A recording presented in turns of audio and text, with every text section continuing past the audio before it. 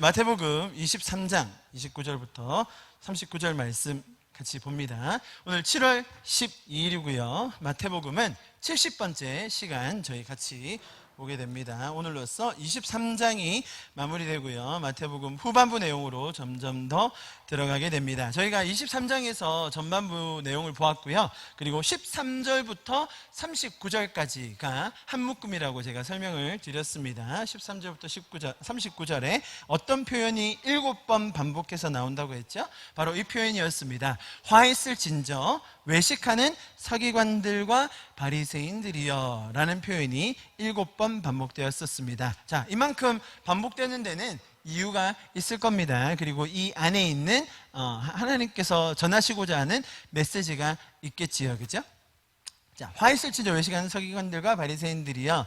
제가 이 표현을 여러 번 설명드렸지만 오늘 마지막입니다. 39절을 마무리하는 부분에서 여러분에게 다시 한번 강조하면서 반복하고요. 그리고 오늘 내용으로 좀 들어가도록 하겠습니다. 자, 화 있을 진저라고 표현되어 있습니다. 자, 여러분 보시면 하나님께서는 처음에 인간들을 만드실 때 하나님과 사람이 함께 연합하고 인격적으로 교제할 수 있는 그런 공간에 하나님께서 인간들을 두셨습니다. 그곳이 어디였습니까?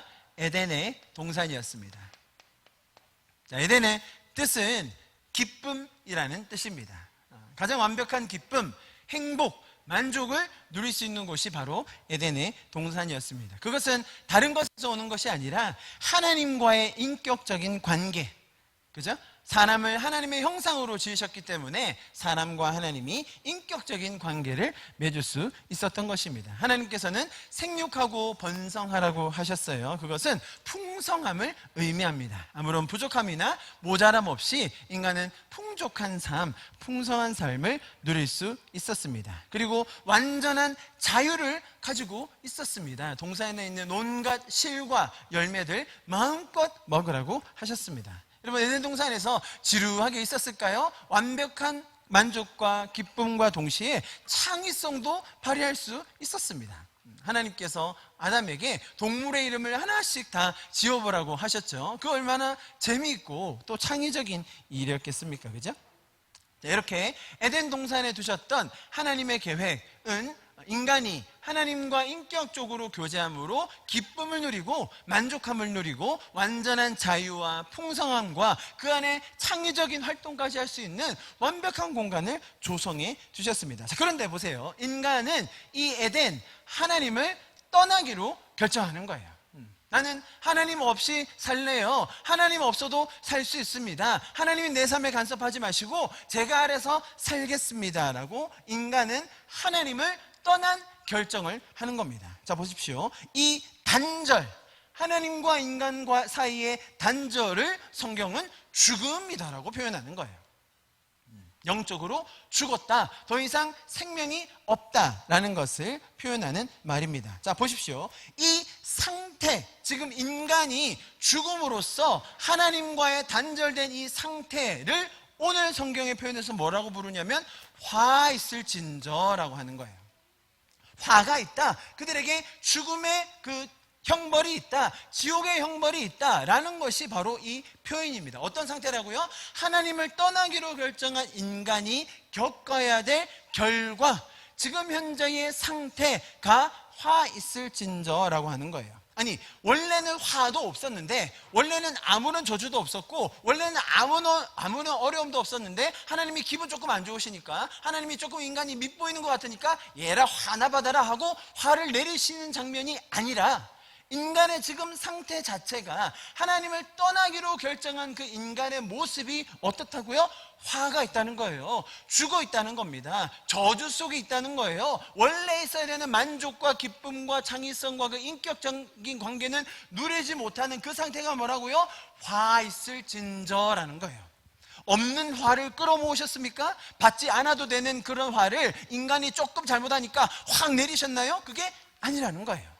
인간의 지금의 그 원래 누려야 될 상태를 갖지 못하고 있는 그 안타까운 그 마음을 담아서 예수님께서 돌아오기 원하는 그 애끓는 마음으로 그들에게 선포하시는 건 화가 있다.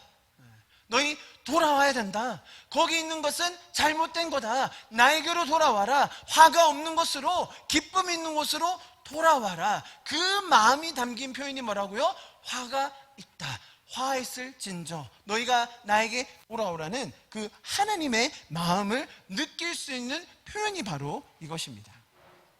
자, 보세요. 그 다음에 화했을 진저, 그 다음에 뭡니까? 외식하는 이라고 되어 있어요. 이 끊어진 관계, 단절된 관계를 회복할 수 있는 열쇠, 되돌릴 수 있는 능력, 돌이켜야겠다는 의지를 가지신 분이 누굽니까? 하나님이세요. 자, 보십시오. 그래서 기독교의 이야기는 이쪽 방향으로 시작이 되는 거예요. 하나님께서 자신이 누구신지를 사람들에게 계시해 주셔야만 합니다. 왜요? 인간은 죽어 있기 때문에, 떨어져 있기 때문에 이쪽으로 갈 수 있는 의지, 능력, 계획, 뜻 전무합니다. 왜요? 죽어 있거든요. 하나님을 알지 못해요. 하나님의 뜻과 계획, 그분의 마음을 알 수가 없어요. 그렇기 때문에 성경은 항상 이쪽으로 가게 돼 있는 거예요. 뭐가 갑니까? 하나님의 은혜가. 하나님이 긍휼을 베풀어 주세요. 하나님이 사랑을 보여주십니다. 하나님이 인간을 향하여 가지고 있는 그 계획과 맹세와 약속을 일방적으로 주십니다. 이것이 성경의 기독교의 놀라운 점이에요. 그 어떤 신도 인간을 위해서 먼저 다가가지 않는 거예요. 그 어떤 신도 인간을 위해서 섬긴다든지 희생을 한다는 얘기는 없는 거예요. 그런데 성경의 이야기는 유독 하나님께서 먼저 인간을 사랑하셔서 자신을 떠나기로 결정한 인간이지만 먼저 찾아가신다는 얘기가 기록되어 있죠. 자, 그렇다면 외식이란 무엇인가? 자, 보십시오. 성경의 방향은 이쪽을 가리키고 있는데 인간들은 항상 자기들이 뭔가 해보려고 한다는 거예요. 분명 이 하나님이라는 대상도 자기들이 바꿔놓는 거죠. 원래는 인격적이신 사랑하시는 하나님이라면 능력 있는 신, 문제 해결해 줄 것 같은 신, 철학적인 신, 과학적인 신을 만들어 놓고 우리가 해볼 거야, 우리가 시도하면 될 거야, 이렇게 열심히 하는데 신이 나를 예뻐해 주지 않을까? 이런 식으로, 이런 방법으로, 이런 구체적인 스텝을 정해서 해야 신도 감동을 하고, 그러면 우리에게 복이 내리는 거지. 자, 보십시오. 이 방향이 원래 가던 것이 잘못된 것으로 가는 것, 이것을 오늘 본문에서는 뭐라고 부른다고요? 외식한다라고 하는 거예요. 그 대표적인 예가 유대인들이었어요. 유대인들은 자기들이 할 수 있다고 생각했어요. 자기들이 정해야 된다고 생각했습니다. 613개의 법을 정해서 우리가 이것을 다 지켜내고 열심히 이루어내고 타인들보다 더 높은 성과를 이루어내면 어디에 갈 수 있다는 거예요? 구원을 받을 수 있다는 거죠. 더 복이 내려진다는 겁니다. 자, 이렇게 하는 행위 자체를 뭐라고 부른다고요? 외식이라는 겁니다. 자, 이 방향 이해가 되시죠? 화했을진저 외식하는 서기관들과 바리새인들이여 라고 했습니다. 지도자들을 지칭하는 것 같지만 사실 우리 자신 전체를 돌아봐야 되는 구절입니다. 나도 이렇게 외식하고 있는 자들 같지는 않은지, 나도 화를 당하고 있는 모습 속에서 살고 있지는 않은지 돌아볼 수 있는 거예요. 이 사람들은 저 사람들은 다 저렇게 살죠. 저 사람들은 죄인이에요. 우리는 달라요. 우리는 열심히 해요. 우리는 깨끗하거든요. 내가 저 자리에 있었다면 그렇게 살지 않았을 거예요 라고 말하고 있는 겁니다. 자, 그렇게 말하는 자들이 누구라고요? 서기관들과 바리새인들이라고 설명해주고 있는 것입니다. 여러분, 교회도 마찬가지입니다. 교회가 이렇게 조직화되고 율법화되고 혹은 방법론으로 가득 차서 사람들의 자유함을 제한하고 천국 문을 닫고 있는지는 아는지 돌아봐야 한다는 것입니다. 자, 제가 이 구도를 가지고 지난 2주간 설명을 계속 드렸었습니다. 이제 오늘 세 번째인데 아마 조금 더 감이 오실 거예요. 자, 그렇다면 13절부터 저희가 봤는데 13절의 이 말씀은 원래 어떤 말씀이 될 수 있겠는지를 우리가 돌아볼 수 있어요. 보세요. 화했을진저 외식하는 서기관들과 바리새인들이여 뭐라고 합니까? 너희는 천국 문을 사람들 앞에서 닫아요.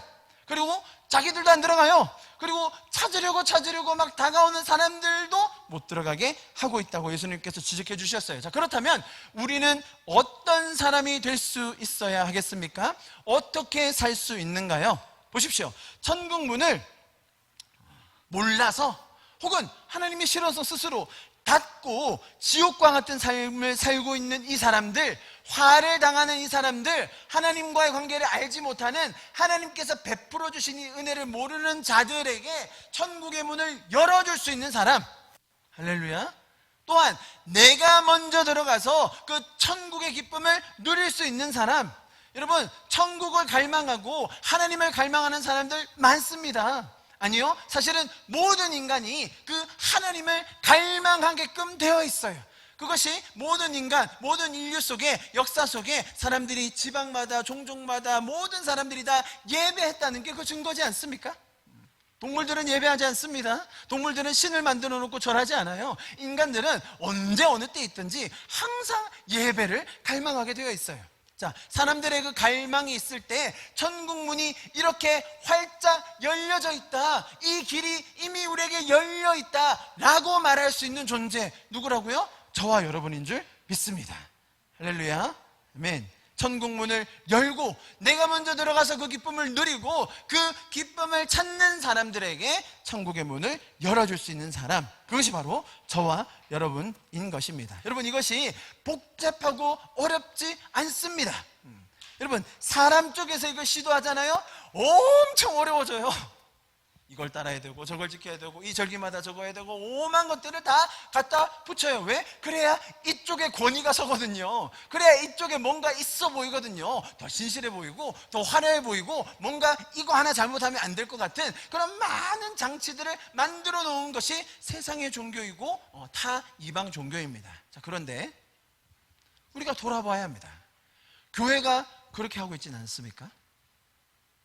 교회도 너무나 많은 조직과 단계들을 만들어 놓아서 이 천국 문에 완전한 자유함과 완전한 기쁨, 이 창의성으로 들어가는 길을 막고 있지는 않은지 돌아볼 수 있어야 됩니다. 보십시오. 자, 13절 봤습니다. 15절에는 뭐라고 되어 있습니까? 교인 한 사람을 얻기 위해 바다와 육지를 두루 다니다가 생기면 너희보다 배나 더 지옥 자식이 되게 하는 것이 누구라고요? 이쪽에서 시도하고 있는 외식하는 자들이라는 거예요. 자, 그렇다면 우리는 어떻게 할 수 있겠습니까? 여러분, 저와 여러분은, 우리 교회는 우리의 세력을 확장하기 위해서 두루 찾아다니는 것이 아니어야 합니다.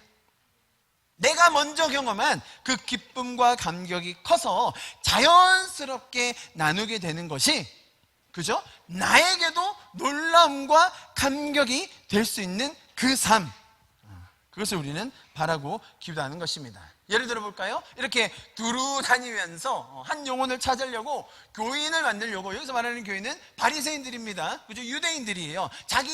자기들 소속, 자기들 세력을 키우기 위해서 두루 다니며 그 사람들을 계속 만나는 거예요. 여러분, 교회에서도 혹시 그렇게 하고 있진 않나요? 예를 들어 볼까요? 뭐 아주 이것에 딱 맞는 예가 전도 프로그램이겠죠. 전도를 위해서 훈련을 시킵니다. 1년에 몇 주간은 전도 주간을 정해요. 심지어 목표를 정합니다. 우리는 전도 몇 명 해올 거야. 그리고 그 목표, 그 이상을 달성해 온 사람들에게 경품과 상품을 줍니다.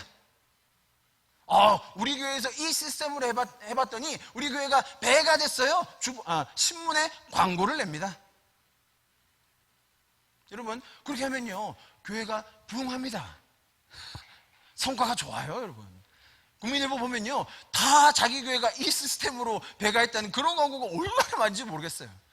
그렇게 잘 되면 계속 잘 하시지. 또 그걸 이렇게 자꾸 팔아요, 사람들한테. 돈 내고 와서 들으라고. 공짜로 해줘도 갈까 말까인데. 여러분, 성과가 있어요. 상 주면 교회가 그런 식으로 굴러갑니다. 그런데 어떤 부작용이 나오는지 아세요? 1등 하는 사람이 2등 한 사람 깔봐요.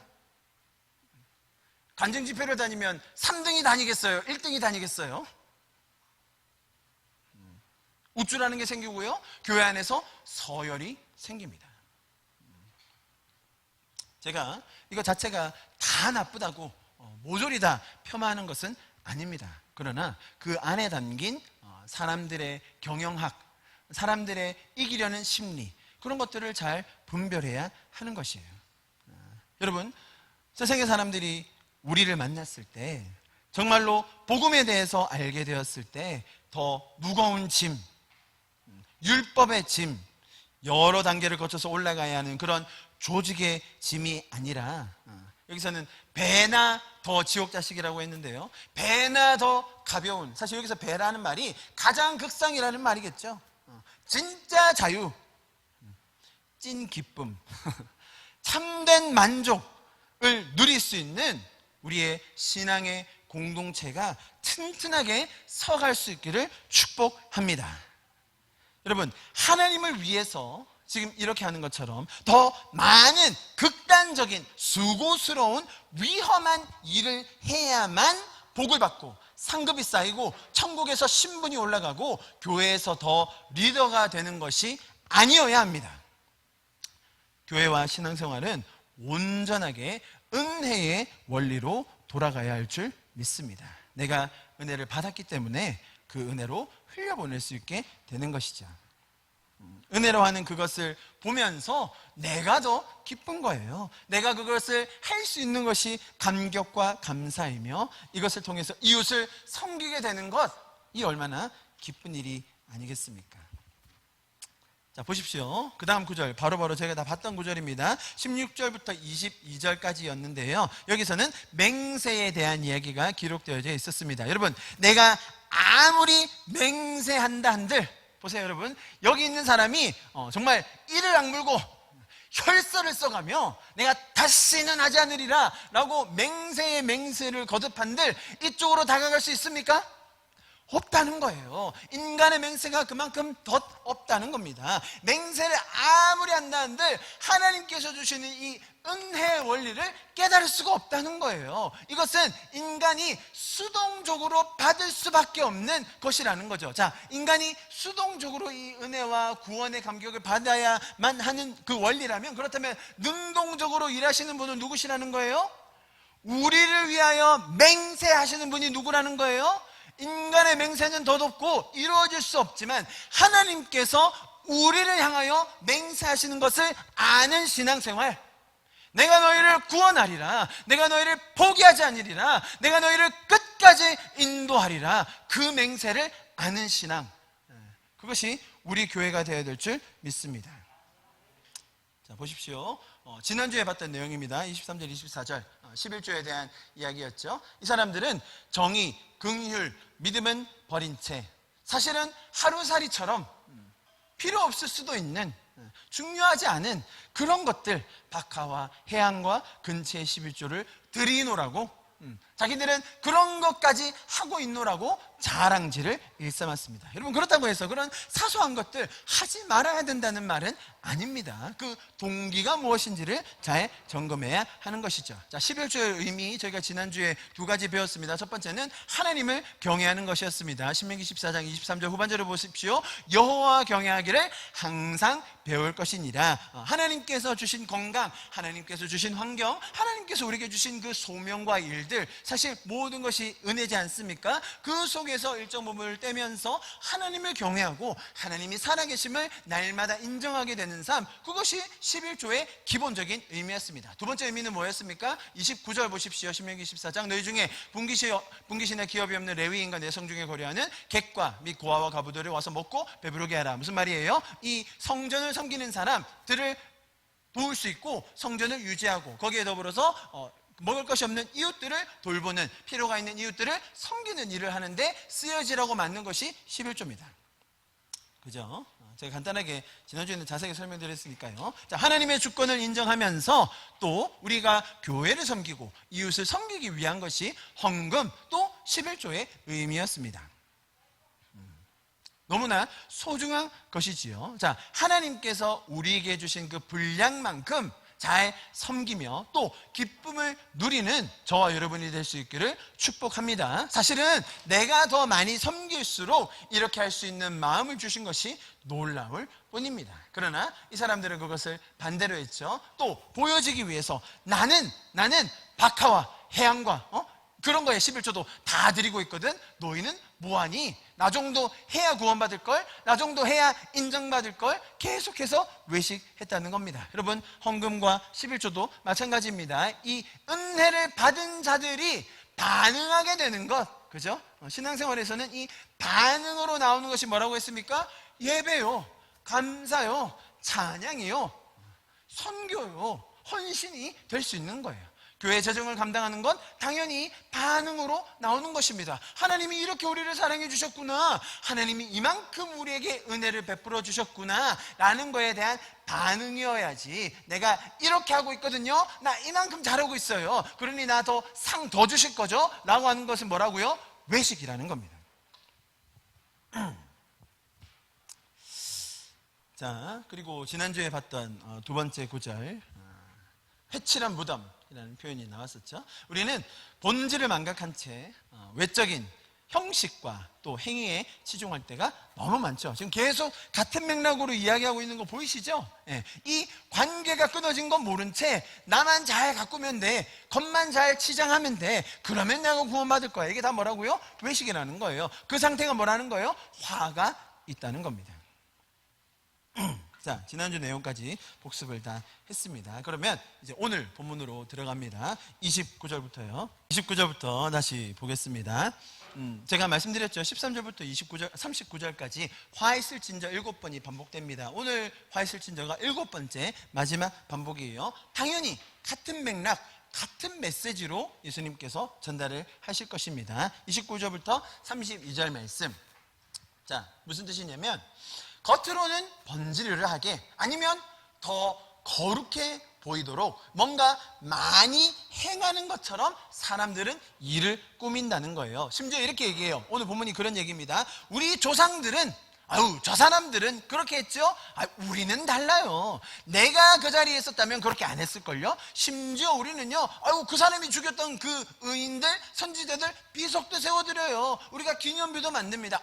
우리는 달라요. 조상들하고 다릅니다. 저 사람들은 죄인이죠. 우리는 아니에요. 전형적인 죄인의 모습입니다.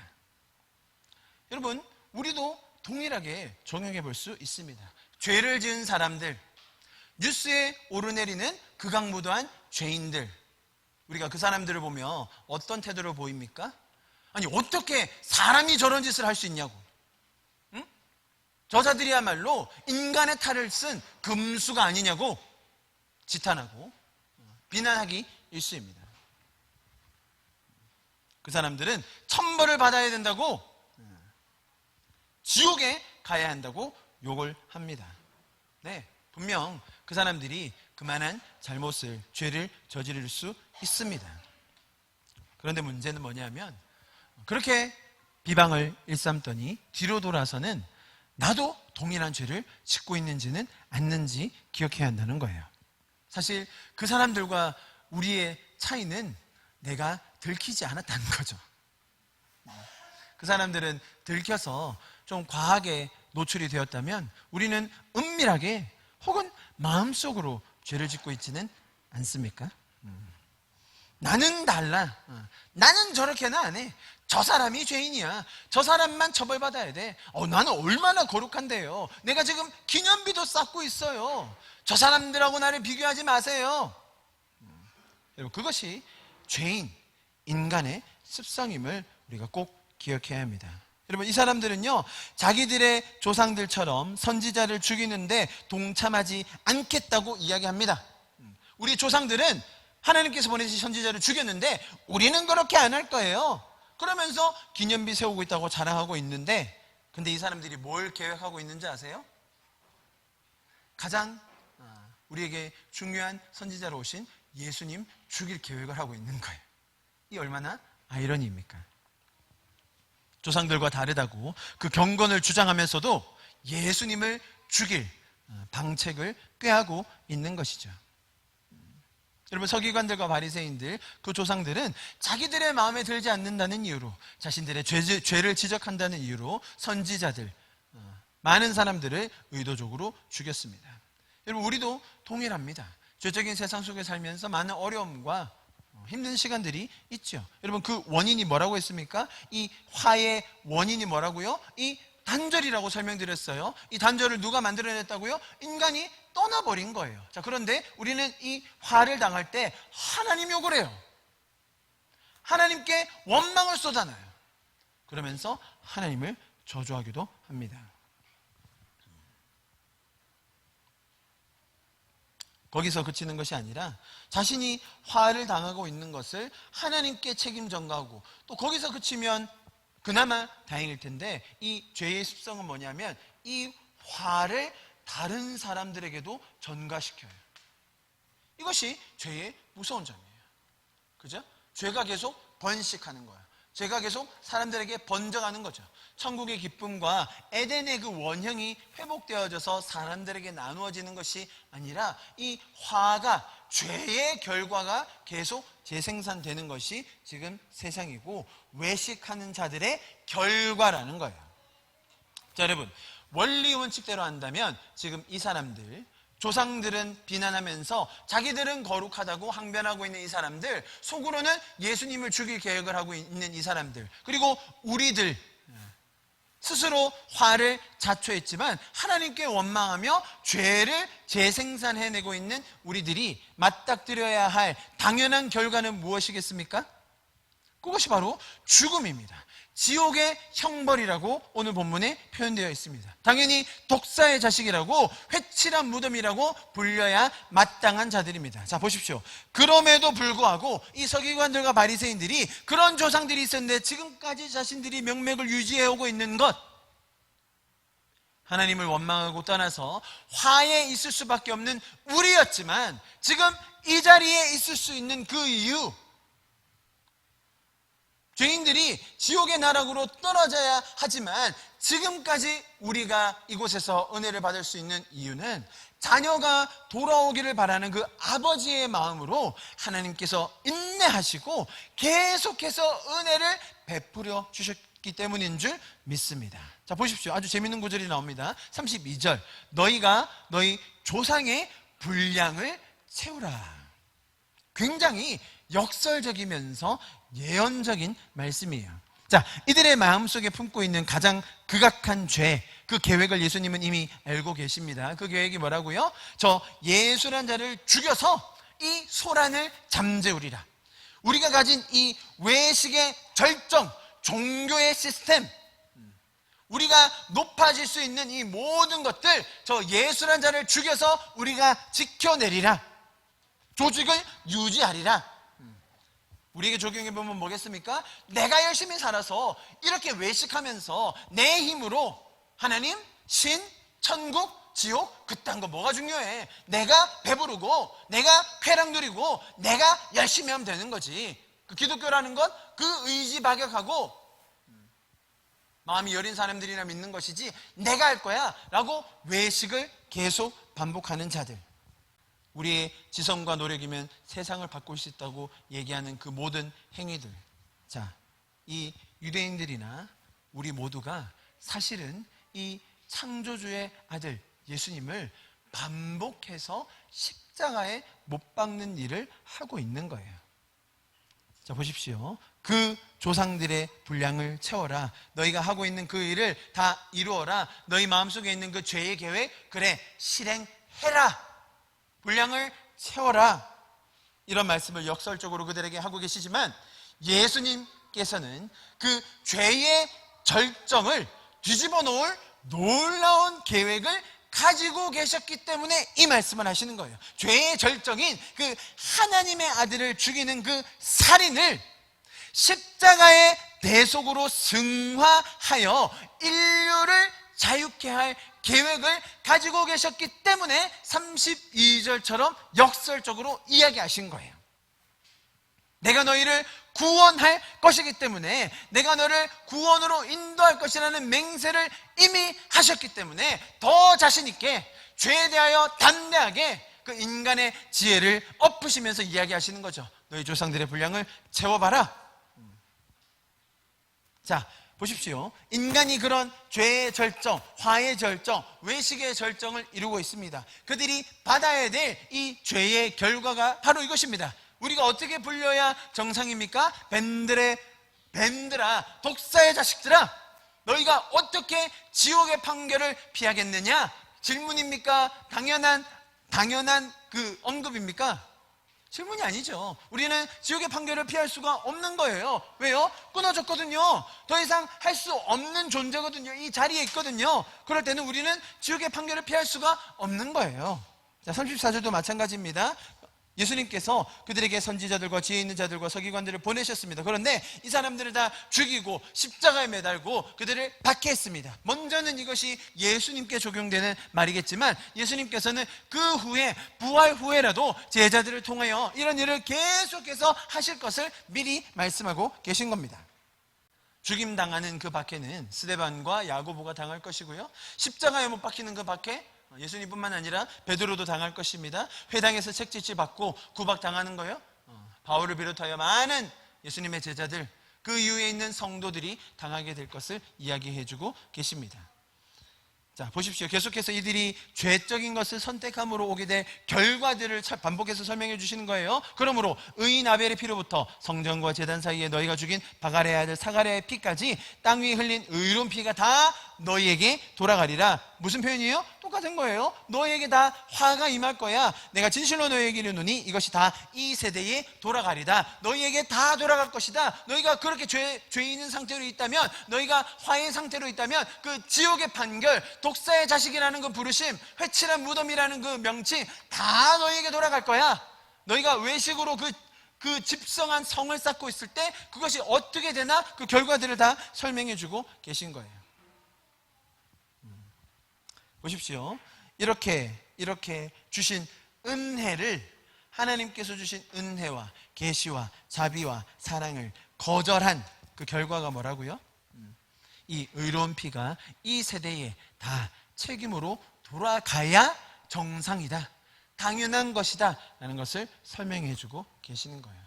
자, 이어지는 말씀은 예수님께서 그런 상태에 놓일 수밖에 없는 그들을 안타까워하시며 긍휼히 여기시며 애끓는 마음으로 다시금 설득하고 타이르시는 장면입니다. 37절 말씀 우리 같이 한번 읽어보겠습니다. 시작.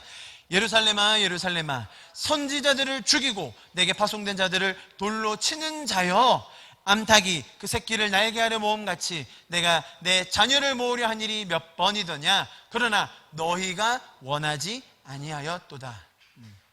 너희들은 내가 보낸 선지자들, 심지어 하나님의 아들도 돌로 쳤고 죽였다. 그러나 그럴 때마다 나는 너희를 계속 보호했다. 너희를 끝까지 돌봤다. 암탉이 위험에 있을 때에, 새끼들이 위험 상황에 있을 때에, 맹수가 위협하거나 위기의 순간들이 올 때 스스로가 다치더라도, 스스로가 죽는 한이 있더라도, 내가 그 고통을 감내하더라도 너희를 보호하겠다, 너희를 살리겠다, 내가 내 생명을 주더라도 너희의 생명을 구원해 내겠다. 너희가 그 마음을 아직 알지 못하니? 여러분, 예수님께서 구원하시기로, 예수님께서 보호하고 인도하시기로 작정한 대상이 누구라고요? 지금 이 화를 받아야 할, 화 속에 있는, 그거보다 더한 지옥의 판결을 받을 수밖에 없는 그 자들을 위해서 계속해서 마치 암탉이 자기 새끼들을 날개 아래 보호하듯이 자기 몸이 해하여지더라도, 그 고통이 있더라도 그것을 감내하고 예수님께서는 이 땅에 오신 것입니다. 죽음이라는 고통을 통과하심과 동시에 인간이 생각하고 기대할 수도 없었던 부활이라는 승리를 우리에게 안겨주시는 거예요. 그리스도께서는 본인이 죽는 한이 있더라도 내가 가진 안락함과, 아니 우리가 표현할 수 없는 그 하늘의 영광을 버리시고 우리를 살리기 위해서 오셨습니다. 너희가 생명에 들어갈 수만 있다면, 이것이 다시 회복될 수만 있다면, 지금까지 많은 은혜와 계시와 기적과 공급을 해 주었지만 그것으로 되지 않는다면 이제는 내 자신을 직접 들여서라도 이것을 회복하리라. 그 놀라운 약속과 맹세를 우리에게 다시금 설명해 주고 계신 겁니다. 그때 인간의 반응이 뭐였습니까? 너희가 원하지 아니하였도다. 그들이 원하지 않았다고 합니다. 아니요, 사실 우리가 원하지 않았던 겁니다. 천국의 문을 활짝 열어서 우리를 안아주기 원하시는 그분의 마음을 전혀 이해하지 않은 채 우리는 날마다 더 큰 살인을 저지르고 있는지는 모릅니다. 못 박힌 예수님의 못을 다시금 박는 행위입니다. 내가 해보겠다고, 하나님 필요 없다고 외식으로 전전하고 있는 우리의 모습이 아닌지를 돌아봐야 합니다. 자, 23장의 마지막 구절들입니다. 보십시오. 이렇게 설명하시고 나서 마지막에 어떤 약속, 어떤 설명을 해주시는지를 보고 오늘 말씀을 마무리하겠습니다. 여기서 38절 보라, 너희 집이 황폐하여 버려진 바 되리라. 여기서 집은 그들의 성전, 뭐겠습니까? 이 외식의 체계, 외식의 조직, 외식의 절정, 이 모아놓은 모든 것들이 이제 황폐하여 버려진 바 될 것이라는 선포를 하고 계신 거예요. 왜요? 내가 너희를 십자가로 살릴 것이기 때문에 너희가 해왔던 이 외식, 너희가 이쪽으로 해왔던 노력, 이것이 다 안 되고 허무하고 허망한 것임을 내가 십자가를 통해서 너에게 가르쳐 줄 것이기 때문에 너희가 쌓아놓은 이 외식의 집대성이 무너질 거야, 황폐해질 거야 라고 선포하고 계시는 거예요. 그들이 만들어 놓은 외식의 체계가 아닌 십자가의 은혜로 우리가 살아서 생명을 얻게 될 약속을 우리에게 주고 계시는 겁니다. 39절도 잘 보세요. 이들에게 말씀하십니다. 또 우리에게도 말씀하시는 거예요. 이들이 예수님을 향하여 뭐라고 고백하게 된다고 합니까? 찬송하리로다, 주의 이름으로 오시는 이여 라고 예수님을 환영하고 찬양하게 될 것이라고 말씀하십니다. 자, 이것을 누가 하겠다는 의지의 표현입니까? 예수님께서 다시 오실 때에 이들과 또 우리가 그 오시는 주님을 찬양할 수 있게 하는 것, 그것이 명령입니까? 조건입니까? 아니면 예수님께서 그렇게 일하시겠다는 약속과 맹세의 말씀입니까? 여러분이 39절의 말씀은 시편 118편 26절을 인용한 예수님의 말씀이었습니다. 이 26절이 들어있는 118편 한 절을 우리 좀 같이 소리를 내서 읽어봤으면 좋겠습니다. 21절부터요. 시작. 주께서 내게 응답하시고 나의 구원이 되셨으니 내가 주께 감사하리이다. 건축자가 버린 돌이 집 모퉁이의 머릿돌이 되었나니 이는 여호와께서 행하신 것이요 우리 눈에 기이한 바로다. 이날은 여호와께서 정하신 것이라 이날에 우리가 즐거워하고 기뻐하리로다. 여호와여 구하옵나니 이제 구원하소서. 여호와여 우리가 구하옵나니 이제 형통하게 하소서. 여호와의 이름으로 오는 자가 복이 있으며 우리가 여호와의 집에서 너희를 축복하였도다. 여호와는 하나님이시라. 그가 우리에게 빛을 주셨으니 밧줄로 절기 제물을 제단불에 매일지어다. 주는 나의 하나님이시라. 내가 주께 감사하리이다. 주는 나의 하나님이시라. 내가 주를 높이리이다. 여호와께 감사하라. 그는 선하시며 그의 인자하심이 영원하리로다. 보십시오, 여러분. 이 말을 하기까지 여호와의 이름으로 오는 자가 복이 있으며 라고 하기까지 하나님이 우리에게 어떤 일을 하셨다고요? 주께서 응답하셨습니다. 주께서 우리의 구원이 되셨습니다. 그래서 우리가 감사할 수 있는 거예요. 우리는 건축자의 버린 돌처럼 그분을 버렸지만 우리의 머릿돌이 되어주셨으니 이는 누가 하셨다고요? 우리가 노력했다고요? 우리가 열심히 했습니까? 내가 헌신했습니까? 이는 여호와께서 행하신 것이요 우리가 볼 때 어떠하다고요? 기이한 일이라는 거예요. 내가 계획한 대로, 내가 추진했던 대로, 내가 헌신했던 대로 되는 것이 아니라 하나님께서 일하신 결과가 뭐라고요? 오늘 이 고백이 나올 수 있는 이유라는 겁니다.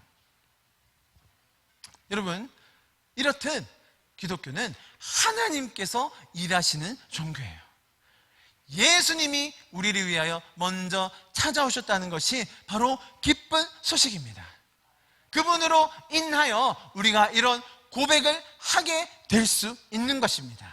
이 약속의 말씀, 맹세의 말씀이 우리의 삶에 날마다 소망과 힘으로 살아날 수 있기를 간절히 축복합니다. 아멘. 아멘. 좀 말씀을 마무리하고 다시 기도하고 예배를 마치도록 하겠습니다.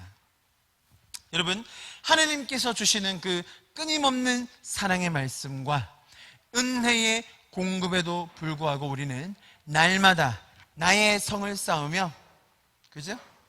남들에게 손가락질하며 스스로 죄인인 것을 감춘 채 살아가려고 노력하기 일쑤였습니다. 그러나 하나님께서는 우리를 버리지 않으셨고 포기하지 않으시고 아들을 보내어 우리를 구원하셨습니다. 그분의 맹세와 약속을 이루셔서 저와 여러분을 이곳까지 인도해 주신 줄 믿습니다. 내가 받아야 할 그 지옥의 판결과 사망의 고통을 대신 지시고 우리를 살리신 주님을 찬양합니다. 외식하는 신앙, 겉만 치장하는 삶이 아닌 생명으로 충만하여 그 은혜를 나누는 자가 되는 저와 여러분, 또 우리 교회가 될 수 있기를 간절히 축복합니다. 이제 39장을 마무리하고 24장으로 넘어갑니다. 마태복음도 이제 거의 막바지에 다다르고 있는데요, 마태복음을 통해서 우리에게 가르쳐 주시는 이 인격적인 하나님, 우리를 끝까지 붙드시는 하나님, 우리가 죄 속에, 화 속에, 그 죄의 결과 속에서 신음하고 방황할 때에 우리를 포기하지 않으시고 끝까지 보호하시는 그 하나님의 그 인격적인 마음을 우리가 더 배우기를 소망합니다. 이번 한 주도 나의 죄성과 연약함과 부족함이 아닌 그 하나님의 은혜로 인하여 승리하는 우리가 될 수 있기를 축복합니다. 우리 시간 마지막으로 기도합시다. 기도하실 때 주님 감사합니다. 하나님께서 주신 이 은혜와 하나님께서 베풀어 주신 이 놀라운 말씀들로 통하여 하나님의 맹세와 그 약속을 통하여 우리가 날마다 새 힘을 얻게 하여 주시옵소서. 우리가 우리 자신을 보고 우리의 행동과 우리의 결정과 우리의 의지를 볼 때 좌절하고 낭망하기 쉽지만 하나님께서 우리를 인도하신 그 사랑과 그 맹세를 통하여 우리가 다시금 일어서게 하여 주시옵소서. 세상에 소망 없이 그 지옥의 삶을 살아가고 있는 천국의 문을 알지 못하는 그 자들에게 주님, 우리가 천국의 문을 활짝 열어주는 자들이 되게 하여 주시옵소서. 우리 교회가 그렇게 세상을 하나님께로 연결하여 주는, 인도하여 주는 자들이 되게 하여 주시옵소서. 우리 가정이 그렇게 사용받게 하여 주시옵소서. 우리 이렇게 마지막으로 우리 자신과 우리 가정과 직장과 우리 학업을 주님 앞에 올려드리면서 마지막으로 기도하고 예배를 마치도록 하겠습니다. 기도하시겠습니다. 주님 감사합니다. 주 사랑 놀라운 그 사랑 나를 위한 주의 십자가 잃어버린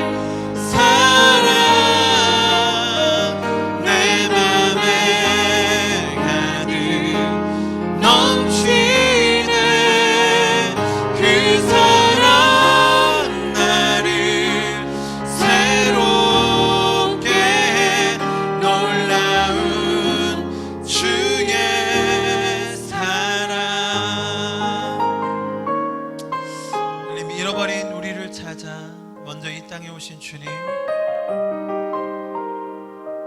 나에게 아무런 의지도 없었고 계획과 능력도 없을 그때에 내가 아직 죄인 되어서 죽음의 화해, 지옥의 판결 속에 헤매고 있을 그때에 우리를 포기하지 않으시고 그 아들을 보내시기까지 우리를 사랑하신 주님, 다시금 주님을 찬양합니다. 주님의 그 놀라운 사랑으로 인하여 우리가 날마다 더 새롭게 주님을 더 알아가게 하여 주시고, 주님과의 그 인격적인 관계 속에서 그 에덴의 원형이 우리의 삶 가운데 더 회복되어지고, 죄의 결과들이 전가되고 확산되는 것이 아니라 하나님께서 계획하여 놓으신 이 천국의 기쁨과 이 에덴의 만족과 하나님의 원형의 모습이 이 땅 가운데 더 확산되게 하여 주시옵소서. 주님 감사합니다.